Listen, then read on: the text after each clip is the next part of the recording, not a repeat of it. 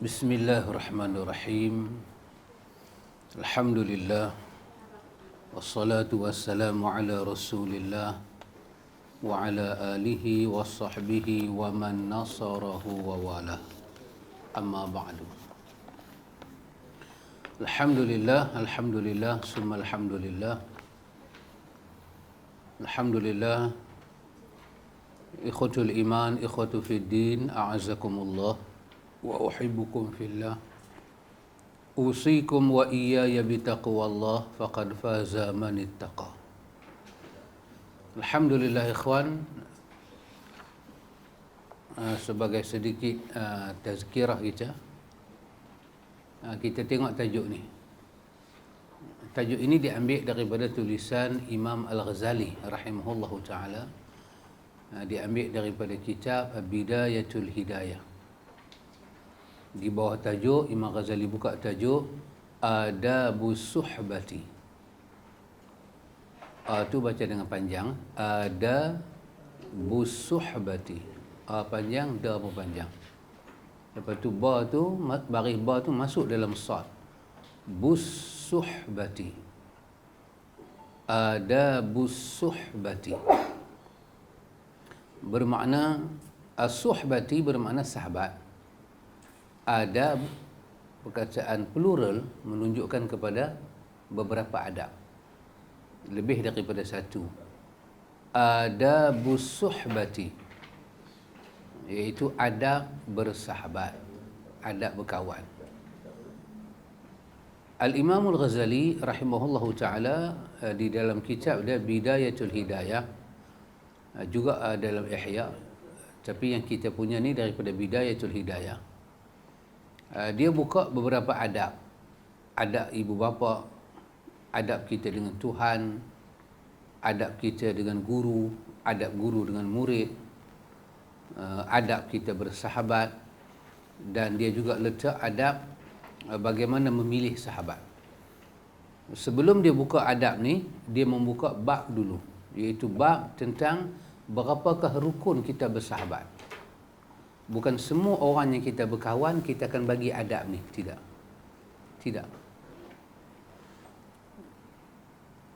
Kawan, sahabat-sahabat kita, pertama kita berkawan dengan sahabat yang dia kata al-aql, sahabat yang berakal.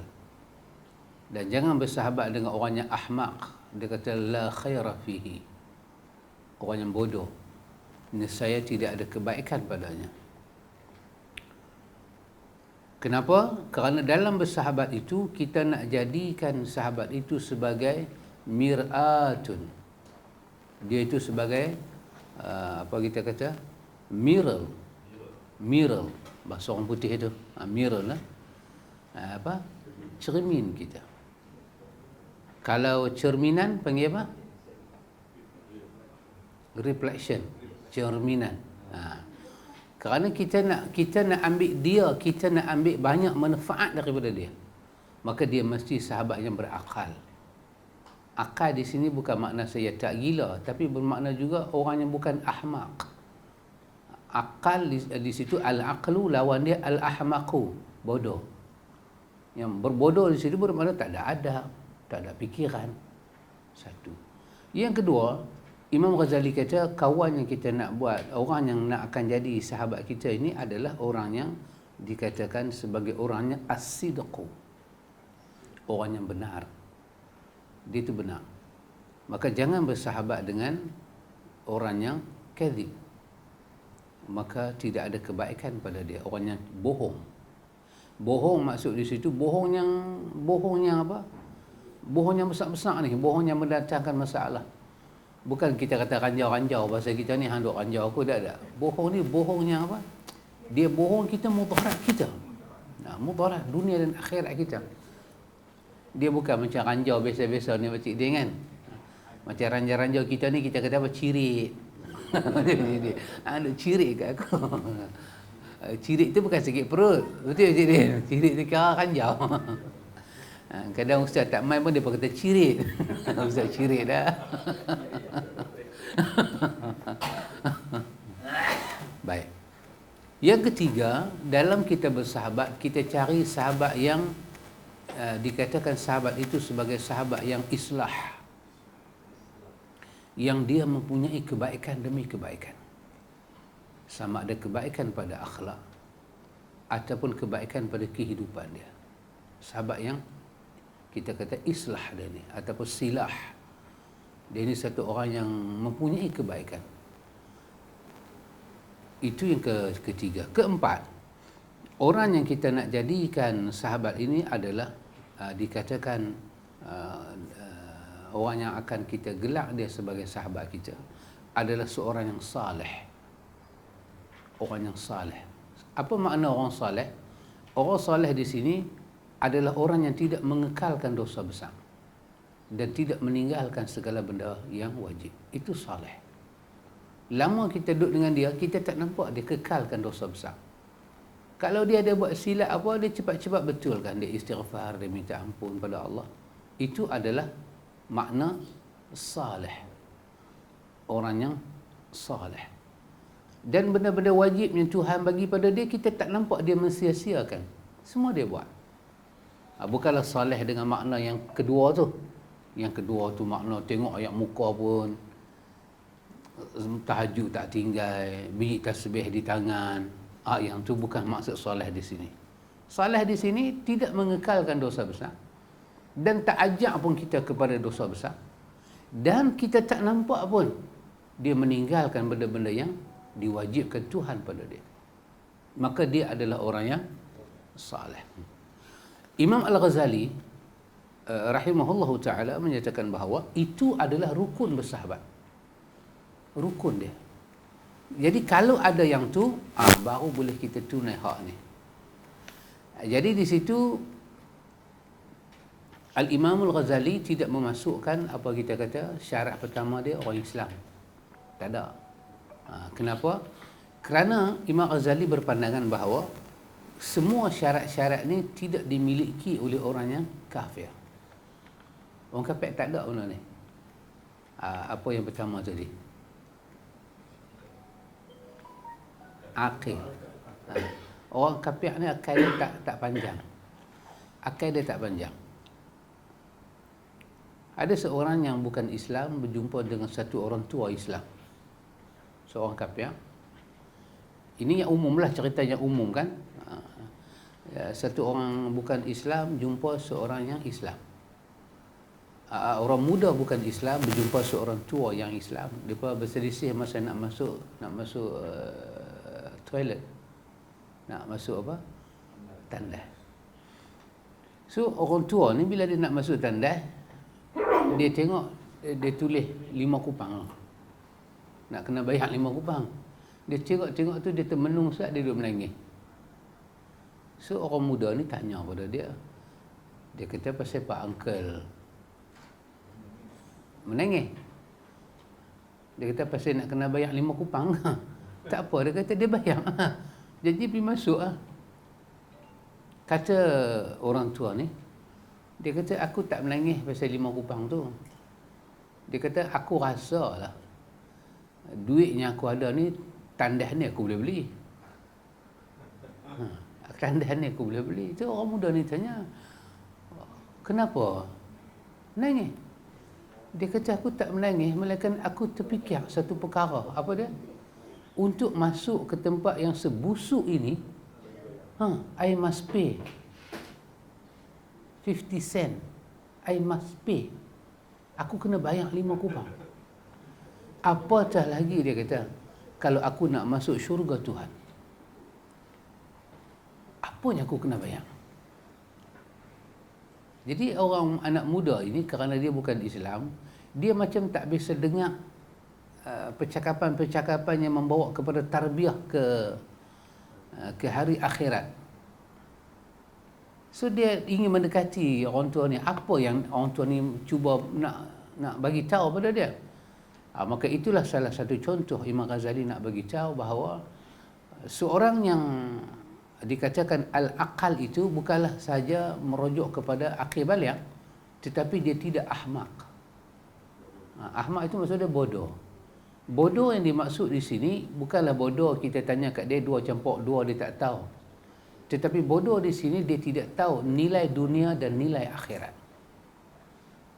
Nilai dunia itu apa? Nilai akhirat itu apa? Maka dia adalah orang yang ahmaq, orang yang bodoh. Sebab Al-Aziz, Al-Alim, Allah yang maha perkasa, maha mulia, Al-Alim yang maha cerdik, maha bijaksana, maha mengetahui, maha berkuasa. Tuhan yang kata, wal akhiratu khairun wa abqa. Yang kata ni yang paling cerdik. Yang kata ni yang paling mengetahui. Bagaimana yang paling cerdik kata akhirat lebih baik dan lebih kekal dari dunia.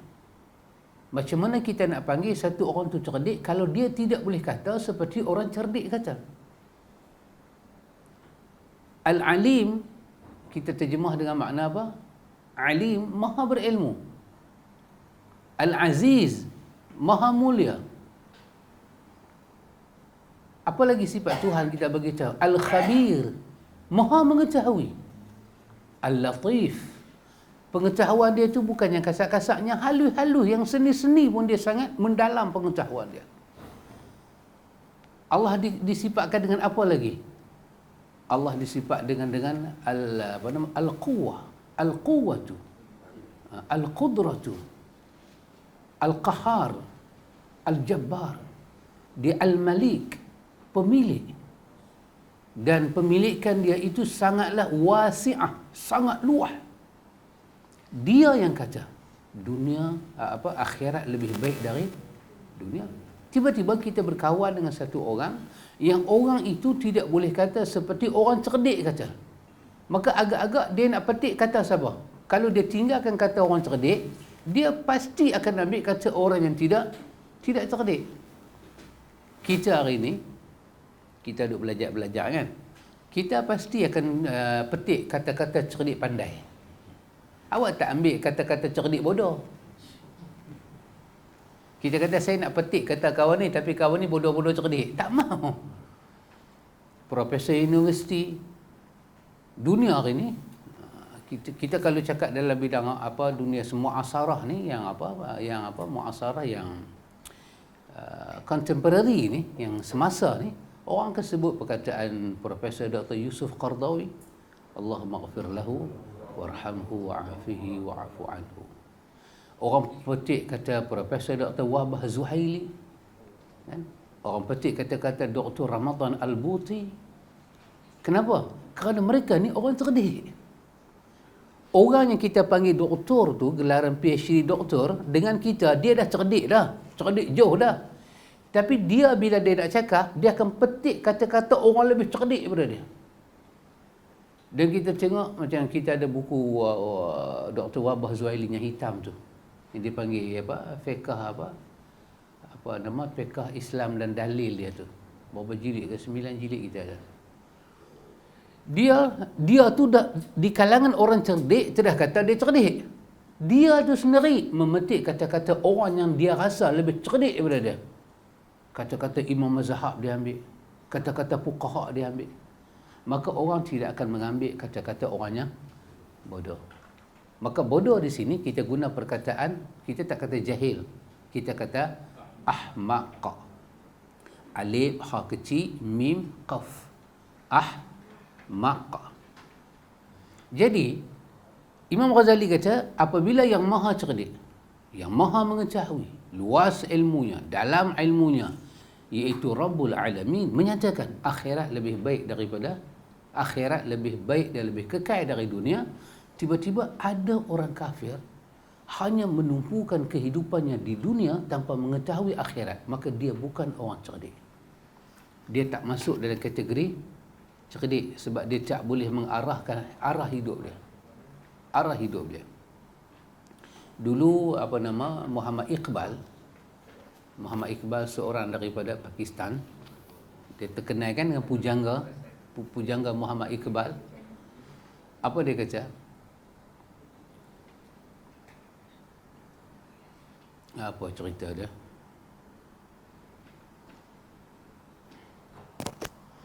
Muhammad Iqbal bercerita tentang pengalaman dia berjumpa seorang muda yang dia bertanya tentang hala tuju hidup. Ya, Muhammad Iqbal bertanya tentang orang muda dalam satu stesen kereta api. Dia nak berpindah tu, dia berjumpa seorang muda yang kenal dia dan bertanya pada dia, dan dia bertanya pada budak muda tu dalam tempoh masa yang singkat, apakah hala hidup kamu? Anak muda tu kata kepada dia, saya pun tak tahu hala hidup saya. Maka Muhammad Iqbal menyatakan, kamu tidak layak dipanggil sebagai orang yang akil, orang yang telah matang, kan kita akil balik tu, kamu tidak layak. Kerana Quran ketika menyebut perkataan akil, Quran menyebut kepada orang yang diberi pedoman hidup. Afala ta'qilun.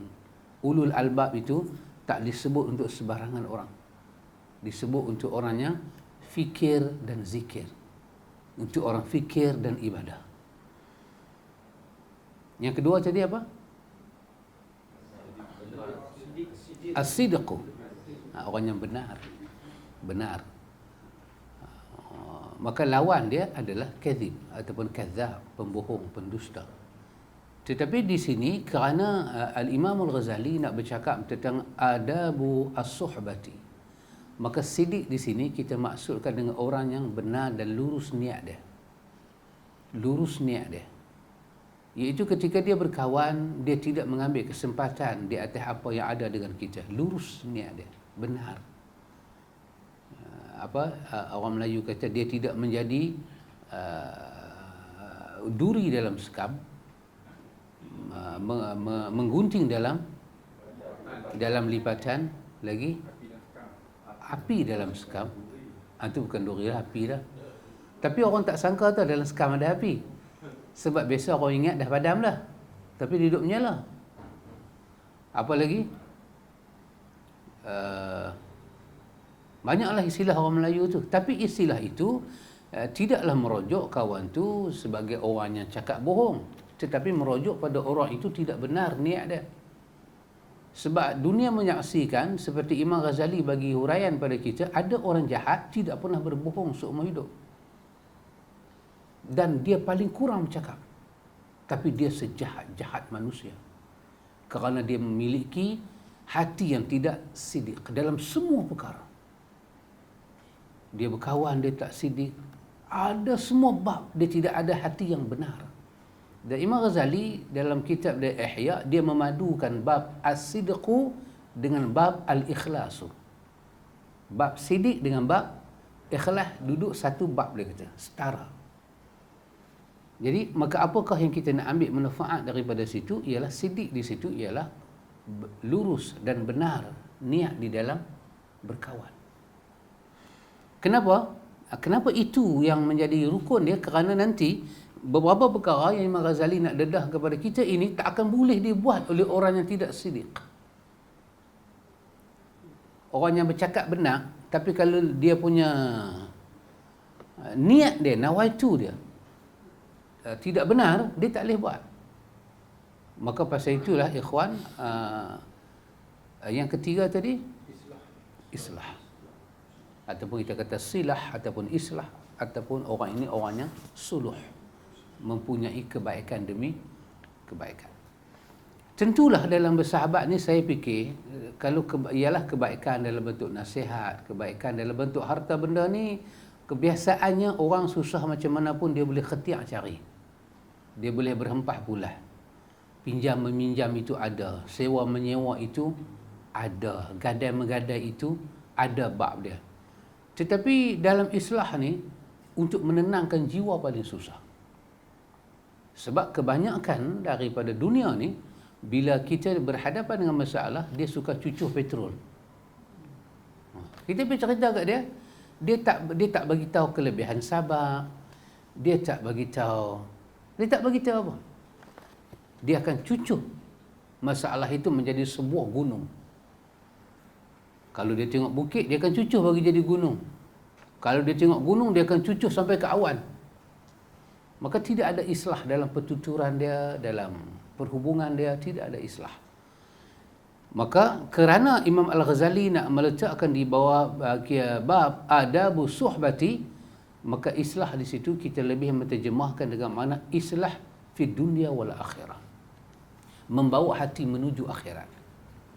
Sebab untuk membimbing, what we say, how to teach ke, teach, kita nak bimbing, how to guide kita punya friend kita ni to make business, kan?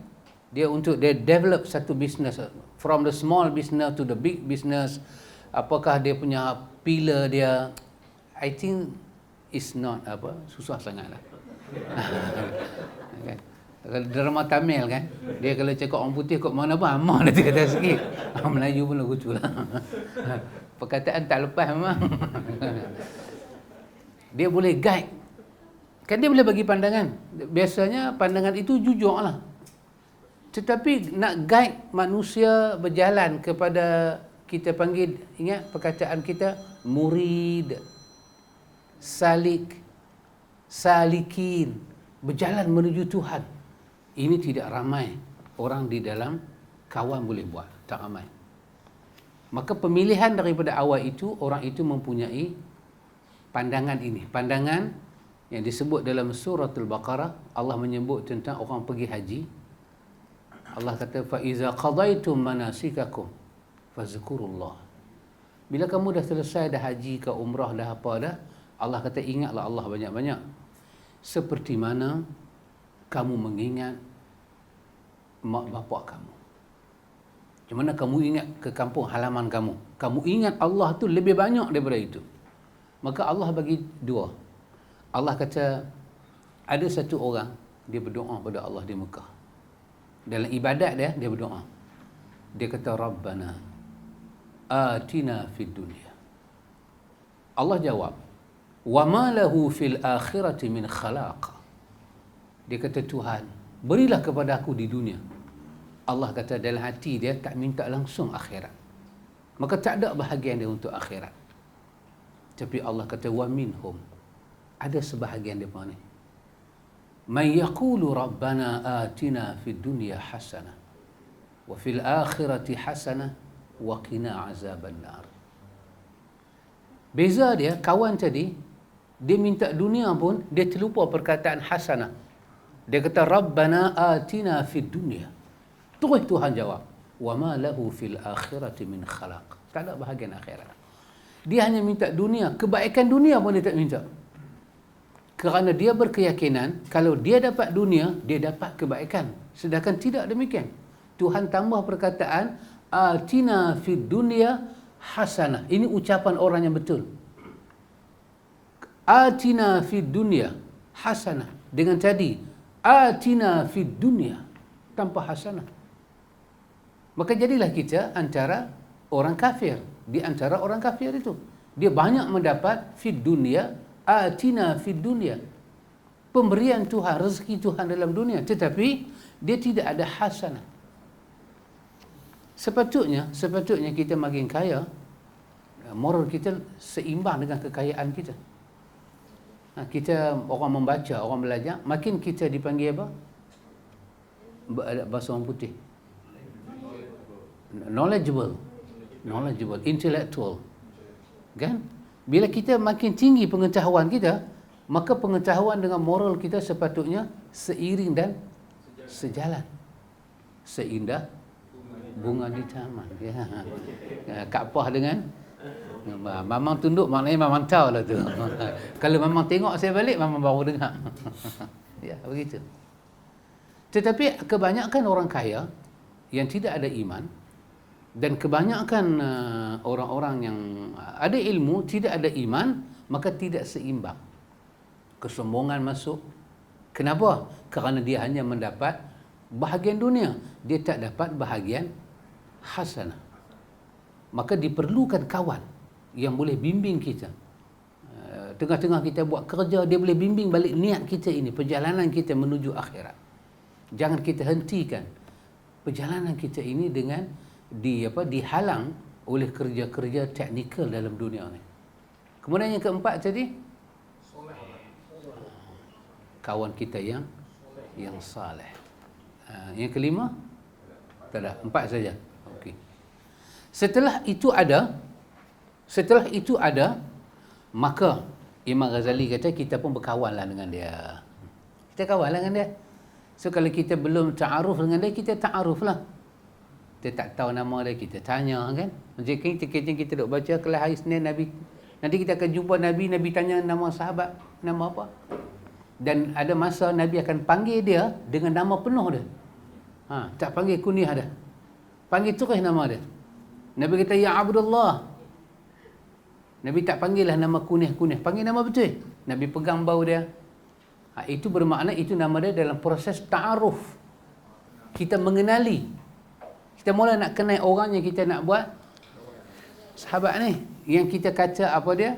Yang kita telah pun bagi satu iktiraf dia saleh. Dia ni orang sidik. Dia ni ada islah, ada kebaikan pada diri dia. Dia ni bukan pendusta, bukan pembohong. Maka kita pun nak kawan lah dengan dia. Maka Imam Ghazali buka bab ni. Adabu suhbati. Adab kita bersahabat. Apa yang pertama? Yang ni Aris tolong terjemah kat saya. Saya pakai yang dia punya. Tak sampai 4 minit dia buat. Saya ambil masa 4 hari. Lambat dia tolong buat tadi. Dia orang muda. Kini kami kembali muda. Yahoo. Siapa Pak Long? Maidin. Baik. Satu. Dia kata, tapi ini tak berjalan kalau hak mula tu tak ada, rukun dia tak ada. Syarat nak berjalan yang ni, rukun tu. Bukan kita jumpa semua orang, kita salam-salam dengan dia. Alamak, sini semua kita nak kena buat. Tak dulu. Mari kita tengok. Okey, saya habaq dulu. Sahabat tengok ada berapa nombor? 23 ya. Kan baik. Saya bagi kerja pada sahabat. Kita akan baca ni. Saya minta sahabat keluarkan 5 yang penting pada pendirian sahabat. 5. Tak, now.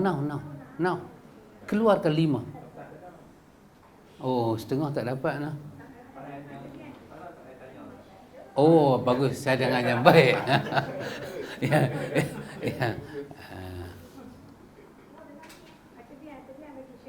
Cuba share.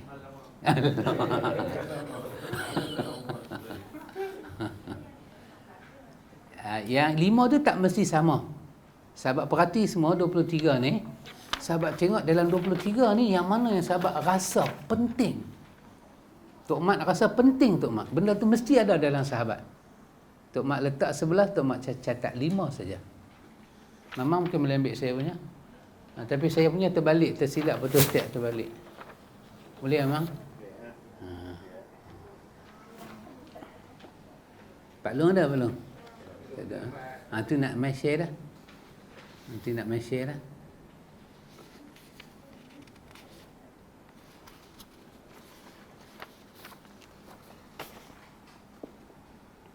Bismillah.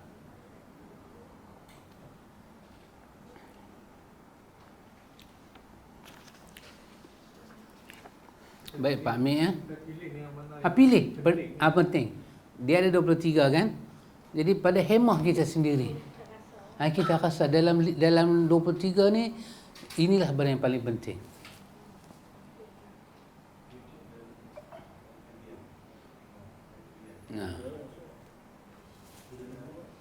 Lepas tu bila sahabat buat, sahabat tulis nama masing-masing supaya saya boleh baca balik. Kena hantar saya nak tahu salah tak salah. Pemilihan tu tepat ke tak tepat. Dah hantar dalam tu tak apa. Dalam tu. Dalam tibian tu. Tulis hantar.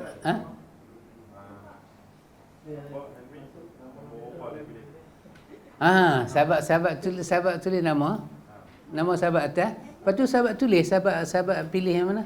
Kalau nombor 3 sahabat tulis 3. Tulis isi dia. Ataupun kalau nak rajin lagi tak payah tulis, pakai nombor dah. Saya yang cuba kerja banyak sikit. Tapi siapa yang ada kertas boleh tulis bagi saya lah. Yang ada kertas tulis, tak kertas bagi saya lah ni. Yang mana tak ada bubuh dalam tu.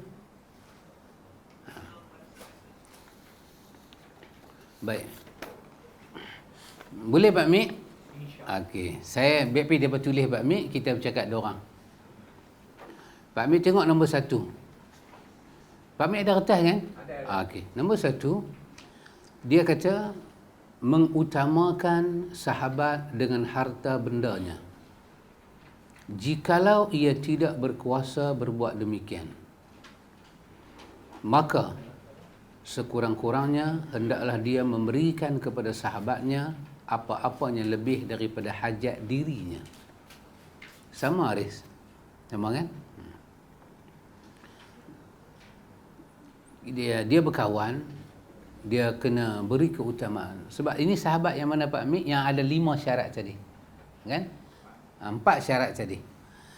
Kita kawan dengan dia, kita berilah keutamaan dalam bentuk pertolongan pada dia dalam bentuk harta benda. Kita tengok dia susah, kita tolong. Kita nak tolong selesai semua hal berkaitan dengan harta benda tak mampu. Sekurang-kurangnya, kata Imam Ghazali, kita bagi kat dia kadar yang lebih daripada harta kita. Kita pakai dulu. Tengok-tengok banyak mana lebih. Maka kita pecah 3 harta yang lebih itu, bagi kat dia sikit. Itu dengan syarat dia dalam keperluan. Dia tak ada perlu, tak payahlah bagi. Itu nombor 1. Nombor 2 Pak Mek, menolong sahabat dengan diri pada segala hajatnya dengan cara bersegera sebelum berkehendak sahabatnya bahawa ia minta tolong akan dia. Kita tolong sahabat kita, perkara kedua ni, sebelum kita tengok dia mai cari kita. Maknanya kita duk monitor, kita tahu dia ada masalah, sebelum dia cari kita, kita pergi tolong dia. Ini Imam Al-Ghazali. 3, menyembunyikan rahsia sahabatnya. Sembunyi maknanya ada benda yang dia rasa dia tak mau bagi orang tahu, dia nak sembunyi. Kita jangan bagi tahu ke orang, kita sembunyikanlah. 4, menutup keaiban sahabatnya. Kita tutup aib dia. Ustaz Samsul tak tengok dalam tu, dalam grup Atibian kan? Ya. Dalam grup Atibian. Kak Samsul ada dalam tu? Tak ada. Ustaz Samsul tak ada dalam tu. Mamang pun tak ada. Dia pun orang baru, maklumlah.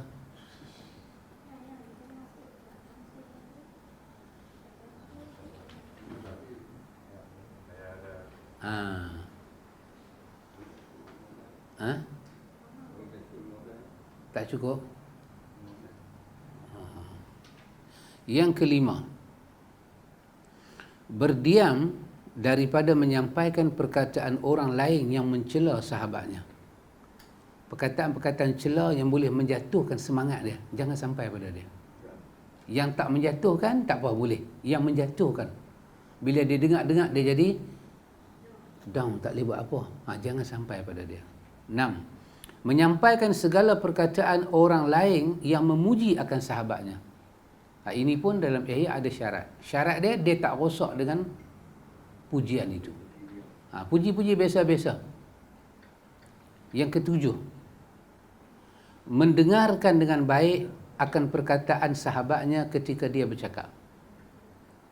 Dia cakap, kita dengar, tapi pun ada syarat juga. Syarat dia bercakap benda yang tak salah. Benda salah dia cakap, kita tak perlulah nak layan dia.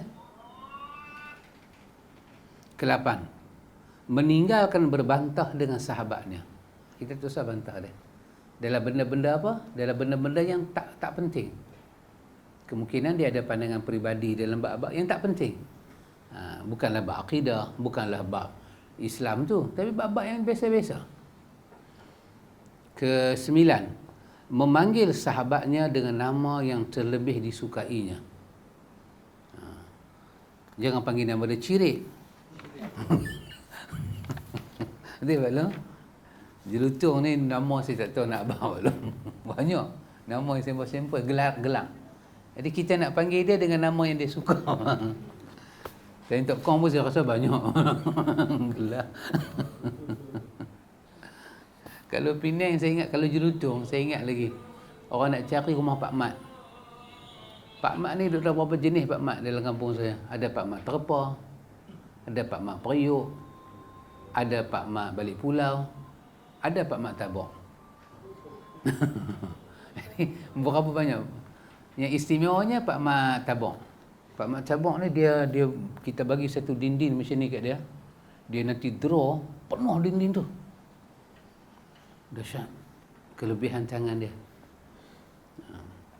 Pak Mat terpa kerana dalam banyak hal-hal dia dulu. Pak Mat periuk pasal dia pandai repair periuk. Dia suka boleh tampal periuk-periuk yang lubang tu. Lepas tu Pak Mat balik pulau pasal dia hasil orang balik pulau. Jadi bila tanya Pak Mat, maka nak kena tanya Pak Mat mana nak cari? Tanya Tok Kong pun ada Pak Mat juga. Pak Mat apa? Mama. Saya tak boleh cakap pasal live. Pak Long boleh dah cakap dengan Mama. Saya tak boleh cakap. Baik. Yang ke-10, memuji sahabatnya dengan apa yang diketahui daripada kebaikan dia. Ini pun ada syarat. Bila kita tengok satu kebaikan dia buat, boleh merangsangkan dia istiqamah di atas kebaikan itu. Kita puji dia dengan pujian yang tidak melampau. 11. Berterima kasih kepada sahabatnya atas segala kebaikan dia. Apa saja dia buat pada kita, kita cepat kata pada dia, jazakallahu khairan. Kata kat dia. Kita balas, ucaplah terima kasih. 12. Mencegahkan orang lain daripada apabila ia mahu mengumpat sahabatnya seperti dia membela dirinya sendiri. Di belakang sahabat kita, kita tengok orang duk kata kat dia teruk sangat, kita bela dia. Kita kata kadar yang aku tahu lah dia bukan lagu tu kot. Benda ni semua silap faham kot. 13. Memberi nasihat dengan cara yang lemah lembut dan dengan bahasa yang halus apabila dia berkehendak menasihati sahabatnya. Yang ni Imam Ghazali memberi sedikit penekanan, ini seolah-olah daripada hak yang wajib. Mesti memberi nasihat pada sahabat bila dia tersalah. Jangan tinggalkan dia. Orang kata apa, tak mau bagilah nasihat, saya pergi masam muka, tidak boleh. Mesti betulkan dia. Tapi Ghazali memperkenalkan kaedah ke-13 ini. Ke-14. Memaafkan dari kesilapan dan kesalahan sahabatnya, maka janganlah ia mencelanya. Yang ni Imam Ghazali kata kesalahan-kesalahan yang tidak melibatkan kanun, tak melibatkan undang-undang, hanya kita dengan dia saja. Peribadilah kita dengan dia. Adapun melibatkan undang-undang, melibatkan katalah harta, penipuan, yang melibatkan undang-undang, yang tu berjalan cara undang-undang. Dan kalau kita memilih untuk memaafkan dia, undang-undang tu jalan, tapi kita memaafkan dia, Imam Ghazali kata ini juga termasuk dalam perkara ke-14. Kita pesan pada anak-anak kita, hampa tak usah kata apa kat dia. Yang kawan dengan dia, ayah hampa tak tahu apa. Jangan benarkan anak-anak kita mencela dia, walaupun dia terbukti salah. Ini dalam kes apa? Kes kita dengan dia. Ke-15. Mendoakan sahabatnya apabila dia duduk bersendirian ketika sahabatnya itu masih hidup maupun setelah mati. Inilah Imam Ghazali kata hakikat daripada sahabat setelah dia mati. 16. Mengekalkan kecintaan terhadap keluarga sahabatnya setelah kematian sahabatnya. Kita masih ada hubungan dengan keluarga dia, buat baik, kawan dengan anak-anak dia. Siapa cerita ke saya bila bapak dia mati, kawan bapak dia kawan dengan dia.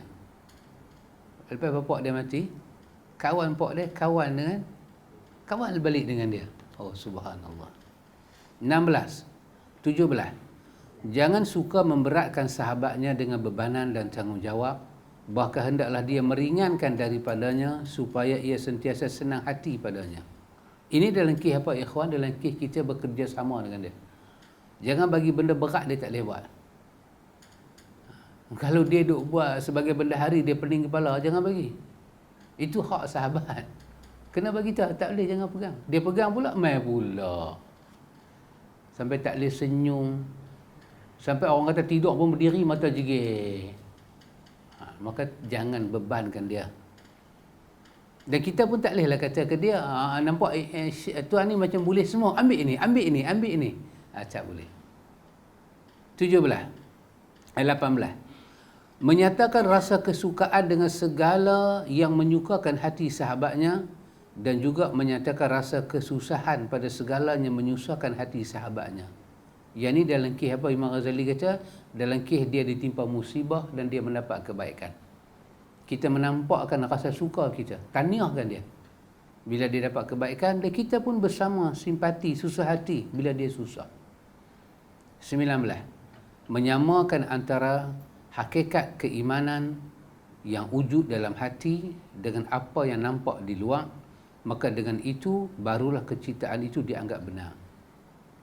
Yang kita duk layan dia dengan perkataan, dengan perbuatan, itulah sebenarnya hati perut kita pada dia. 20. Memulakan memberi salam ketika ia menemui sahabatnya. Kecuali, kata Imam Ghazali, dalam bab kita nak didik dia. Dia ni kita tengok jenis lama duk berkawan dengan dia ni jenis berat mulut bagi salam. Maka didik dia, paksa dia, ajak dia bagi salam ke orang. 21. Meluaskan tempat duduk kepada sahabatnya ketika dia masuk ke dalam majlis, dan hendaklah ia berpindah dari tempat duduknya itu ke tempatnya lain ketika dia tidak dapat berbuat demikian. Kita tengok sahabat kita Mai, Imam Ghazali kata, dan dia tak ada tempat lain, bagi tempat kita kat dia.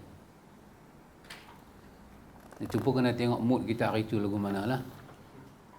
Ke-22. Hendaklah dia bangkit menghantar sahabatnya itu sehingga sampai ke pintu rumahnya ketika ia keluar dari rumahnya. Ini dia mai jadi tamu kita, Tok Mat. Kita hantar dia sampai pintu rumah kita. Jangan dia kelak-kelak tutup pintu terus. Nampak macam yepi, alhamdulillah dia nepi dah. 23. Hendaklah dia berdiam ketika sahabatnya bercakap sehingga ia selesai dari percakapannya, dan janganlah dia suka mencelah ketika sahabatnya sedang bercakap. Yang ni Imam Ghazali kata dalam kes apa? Dalam kes benda yang penting dia nak cakap. Bukan cakap biasa-biasa ni. Macam kita kan duk cakap hang celah aku celah, yang tu tak apa. Yang ni dalam benda penting. Ataupun dalam satu-satu bab kita minta dia bagi satu penjelasan, maka jangan celah dia cakap. Imam Ghazali kata, ringkas kata, hendaklah seorang sahabat itu bermuamalat, bergaul dengan sahabatnya seperti cara yang ia suka orang lain bermuamalat dengannya. Maka sesiapa yang tidak mencintai untuk sahabatnya akan sesuatu yang ia cintai bagi dirinya sendiri, maka persahabatannya masih tidak ikhlas dan masih mempunyai anasir-anasir ataupun tanda-tanda munafik, dan persahabatan itu akan membawa kepada kebinasaan dunia dan akhirat. Maka inilah adab-adab yang mesti kau jaga pada hak saudaramu, yang kau jadikan dia sebagai sahabat karib. Jadi melihat kepada yang awal kita bercakap tadi, 4 atau 5 tadi itu, dengan ini barulah kita boleh masuk synchronize. Tak kalau tak boleh. Tak kalau tidak boleh. Kita nak buat macam mana? Orang yang tidak ada sifat al-aqlu tadi, cerdik, dia bodoh, tiba-tiba kita nak pergi utamakan dia, rosak kita. Maka dia apa akan jadi dalam adab ini ikhwan? Dia akan jadi two way, dia bukan jadi one way. Bila dia nampak kita buat, dia juga kena buat benda yang sama kepada kita. Baik. Maka sahabat-sahabat semua ambil 5 perkara daripada 23 ini. Amboi, siap dah. Sahabat ilmi siap dah. Hantar dah. Okey, bagi tahu saya. Ini daripada sahabat Helmi. 1. Sahabat ini pilih yang mana? Menyembunyikan rahsia sahabatnya. Menyembunyikan rahsia sahabatnya. Ni apa? Apa nama? Puan Helmi. Puan Helmi. Kena dengar tau. Ni sahabat ni. Suami akan bertukar jadi sahabat lagi raplau. Banyak. Dengar. Okey, yang ketiga lagi? Menutup keaiban sahabatnya. Yang kedua, menutup keaiban sahabatnya. Nombor 14, memaafkan dari kesilapan dan kesalahan sahabatnya, maka Okey. Nombor 15, mendoakan sahabatnya apabila duduk bersendirian. Dan sahabat itu masih hidup ataupun sudah dia mati. Ya. Lepas tu nombor 19, menyamakan antara hakikat penciptaan yang wujud di dalam hati dengan apa yang nampak di luar. Maka dengan itu barulah penciptaan itu dianggap benar. Wow. Itu dalam 15 ni, dalam ni sahabat ilmiah rasa itu benda yang paling mustahil. Baik, alhamdulillah. Apabila kita telah petik 5 perkara itu, maka jadikanlah dia sebagai kita punya prinsip. Walaupun yang banyak lagi itu kita tak boleh buat, tak dan buat, 5 ini kita kedepankan, cuba buat. Mamang ada? Dah, jangan bagi balik. Baca. Pak Mik ambil yang mana Pak Mik? Nombor 3, nombor 4, nombor 8, nombor 11, nombor 17. Wow. Pak Mik merasakan 5 ni cukup penting. Cukup penting pada diri Pak Mik. Wow. Jadi antara Pak Mik dengan sahabat Hilmi ada persamaan, iaitu pada nombor 3 dan nombor 4. Betul Pak Mik? Maknanya itu cukup penting. Alhamdulillah Pak Mik. Jadi yang 5 Pak Mik telah bulatkan itu, Pak Mik kena utamakan dalam persahabatan. Okey, Mamang ada? Okey, apa dia Mamang? 3, 4. Nanti saya macam nombor pula Mamang. Nombor 3, nombor 4, lagi nombor 8. Sama macam Pak Mik. Lagi 16 dengan 17. Wow, Masya Allah. Memang rasa cukup penting. Nampaknya 3 peserta kita yang awal ada persamaan. Persamaan pada nombor 3 dengan nombor 4. Nampaknya itu merupakan perkara yang penting. Sahabat Syam, nombor 3 baca. Ya. Nombor 4. Apa beza nombor 3 dengan nombor 4? Rahsia tak mesti aib kan? Tapi aib tentulah kena menjadi. Okey, boleh. Kemudian sahabat Syam, nombor 8. Ya. Nombor 14.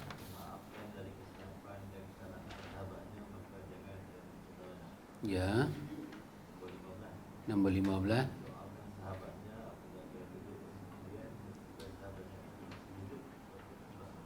Ya. Sahabat pilih yang tu yang penting. Amru? Ada? Nombor 4. Ya. Oh, 4 dulu 4 dulu. Oh, Amru tak nombor 4 dulu Wow, menutup aib sahabat dulu Okey, nombor 3. Nombor 14. Ya. Ya. Nombor 15. Ya. Doakan sahabatnya apabila ia duduk sendirian. Ya.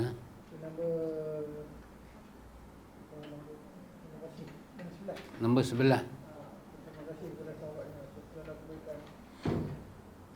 Di atas segala kebaikan dia. Masya Allah. Pak Cik Din? Ya, Ustaz. Pak Cik Din ada 5? Ada insyaAllah. Silakan Pak Cik Din. Nombor 3. Nombor 3. Menyembunyikan rahsia sahabatnya. Ya. Nombor 4. Ya. Keaiban sahabatnya. Oh, Pak Cik Din. Lepas ni rahsia saya semua Pak Cik Din tak boleh cakap ke orang. Tak mau cerita? Yalah. Lepas ni saya akan cerita banyak rahsia saya kepada Pak Cik Din.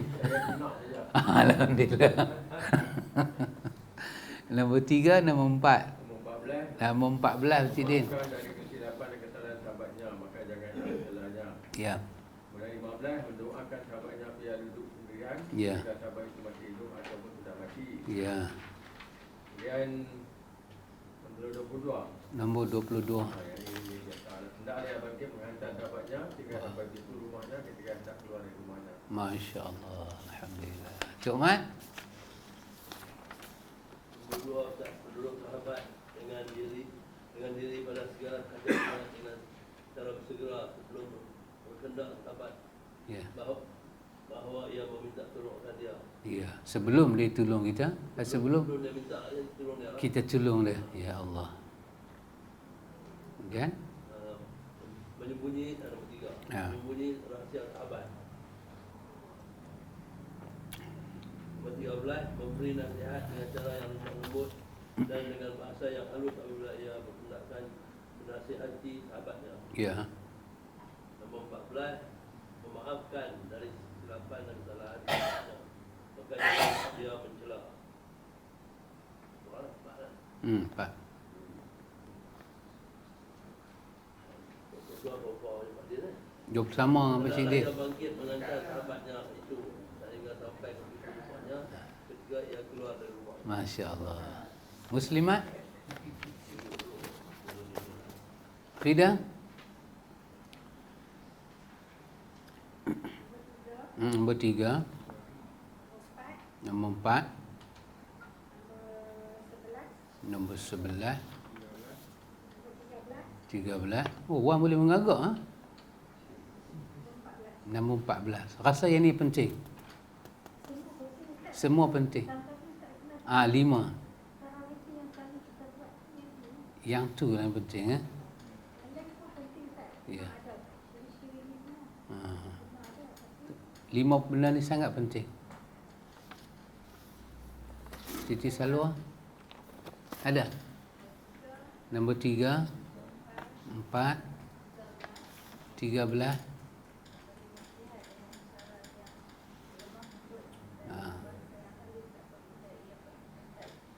Kalau dekat husband pun lagu tu juga. Betul juga ha? Ayah dengar ayah.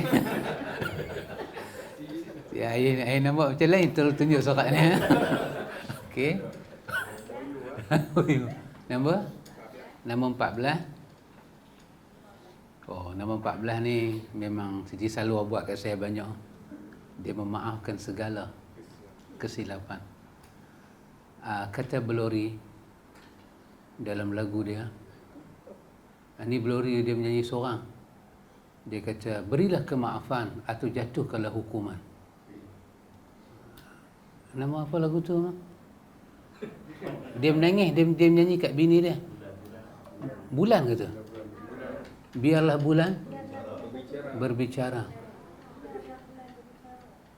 Dia ada buat leceh kat bini dia dalam kes tu.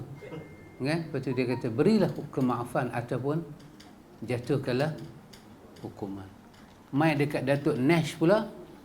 Yang kemarin siapa duk menyanyi? Pakcik Nazri. Pakcik Nazri duk menyanyi lagu tu dahsyat. 2 kali saya dengar. Ada syurga di wajahmu. Nash pun. Jadi nombor 3, nombor 4, nombor 13, nombor 14, 15. Okay. Makcik Azizah? Nombor 3, nombor 4, nombor 9, wow. Nombor 15, nombor 17. Wow, alhamdulillah. Ini yang agak penting Makcik Azizah. Ha? Okay. Suzana? Nombor 3, 4, nombor 13, nombor 15, nombor 18. Oh. Kena berkongsi suka dan duka. Ustazah Anum? Oh, baru sampai. Ustazah Anum baru sampai. Tak dapat.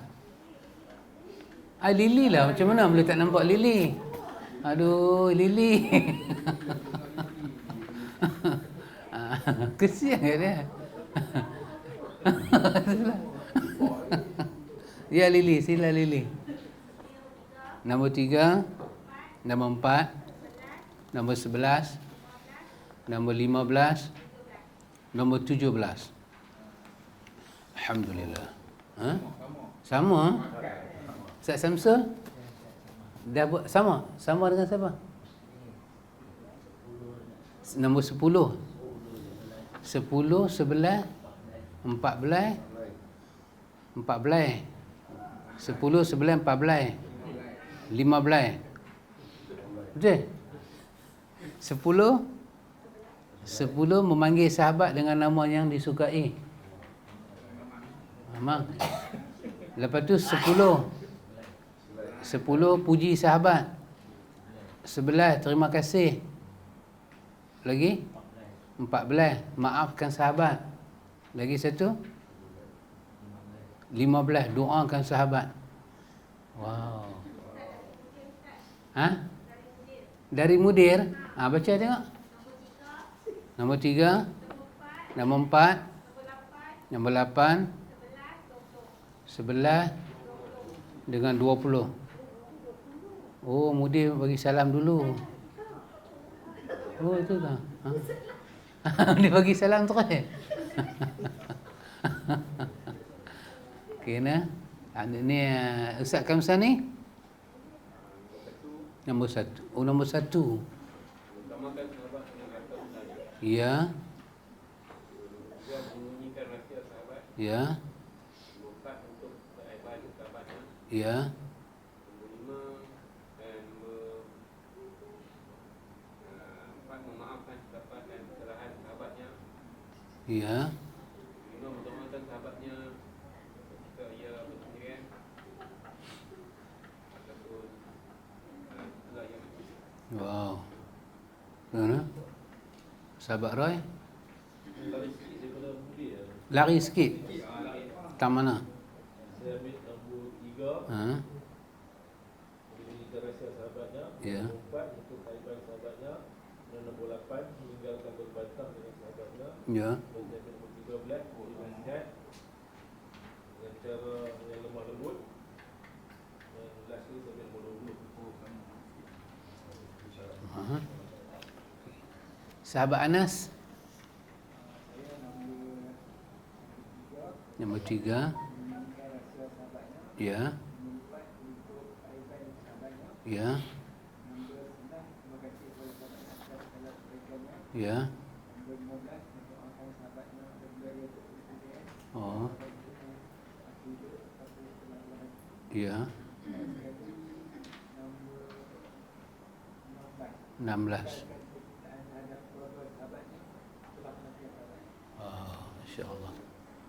Sahabat kita, sahabat Haidar. Hizir. Sahabat Hizir. Nombor 3. Ya.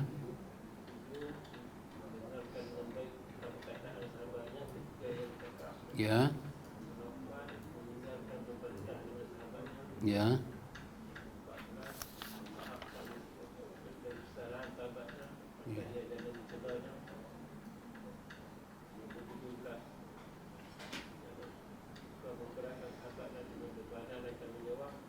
Bahkan dia meringankan daripadanya supaya ia sentiasa senang hati. Wah, alhamdulillah. Abanan? Saya nombor 2, Ustaz. Nombor 2. Menolong sahabat dengan diri pada segala hajatnya dengan cara bersegera. Ya. Sebelum berkehendak sahabatnya bahawa dia meminta tolong akan dia. Mhm. Yang ketiga, Mhm. menyembunyikan rahsia sahabatnya. Mhm.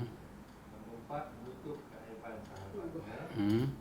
Nombor 13, memberi nasihat dengan cara yang lemah lembut Mhm. dan dengan bahasa yang halus.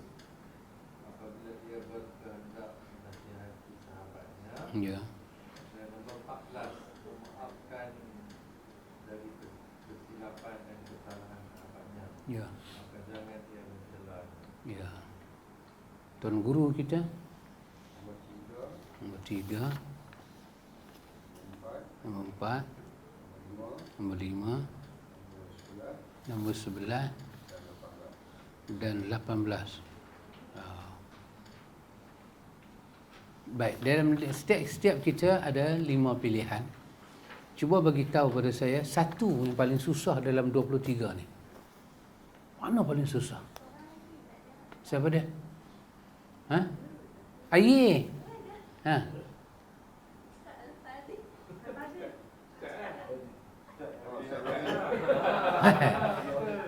Saya semua 23, 25. Air.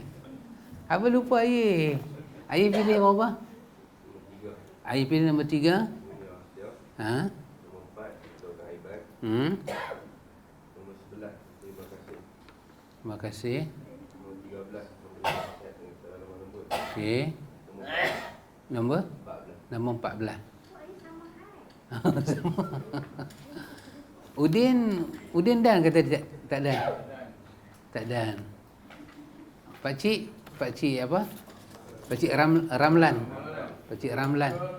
Nombor 3. Nombor 5, berdiam daripada menyampaikan perkataan orang lain yang mencela sahabatnya. Ya. Nombor 12, mencegah orang lain apabila ia mahu mengumpat sahabatnya seperti ia membela dirinya sendiri.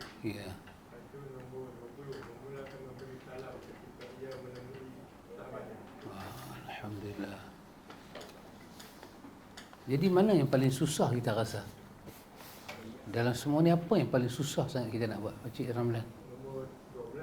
Nombor 12, Nombor 12 mencegah orang lain apabila ia mahu mengumpat sahabatnya seperti ia membela dirinya sendiri. Wow. Pak Amir rasa susah yang mana? Banyak-banyak ni Pakcik Ramlan kata nombor 13. Nombor apa tadi? 12. Nombor 12. Nombor 3, Ustaz. Nombor 3. Menyembunyikan rahsia sahabatnya. Tu paling susah tu ni. Kalau kita nak sembunyikan rahsia dia, Payah ha? payah juga. Mama rasa susah yang mana? Yang mana duduk cari. Semua susah. Semua susah duduk cari. Amru? Yang mana susah? Semua susah kan? Pak Long sah? Nombor 16. Kekalkan kecintaan dengan keluarga dia. Kita biasa lepas dia arwah? Tak ada lah. Betul. Ha? Memang susah je dia. Kalau sahabat kita tinggal janda sekarang.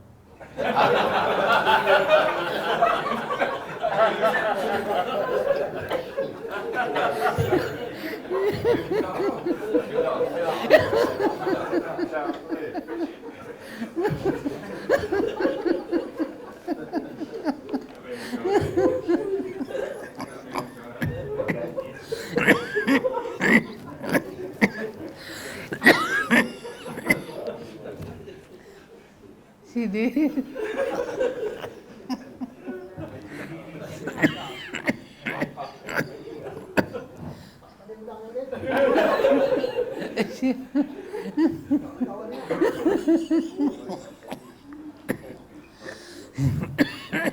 Dia kata susah. Sebab bini dia janda, kita nak bawa baik ke mana? Cik Din, Muslimat dah tengok Cik Din tak?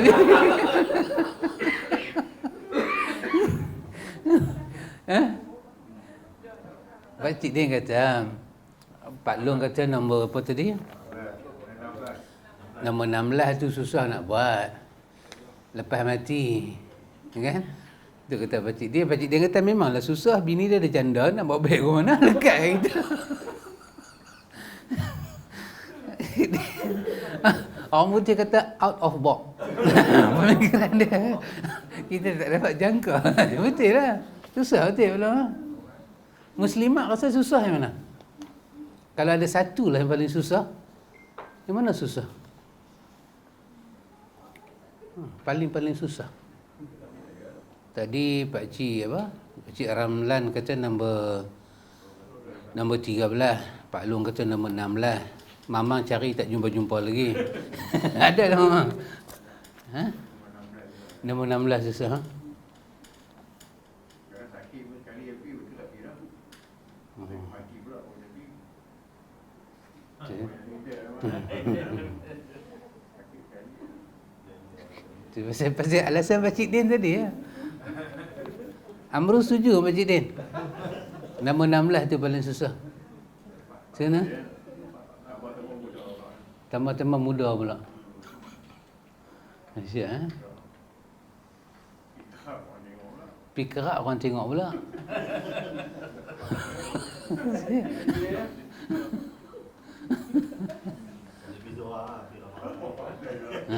Tapi ramai-ramai sahabat kata Cik Din. Ramai-ramai dia baca kami ada hajat.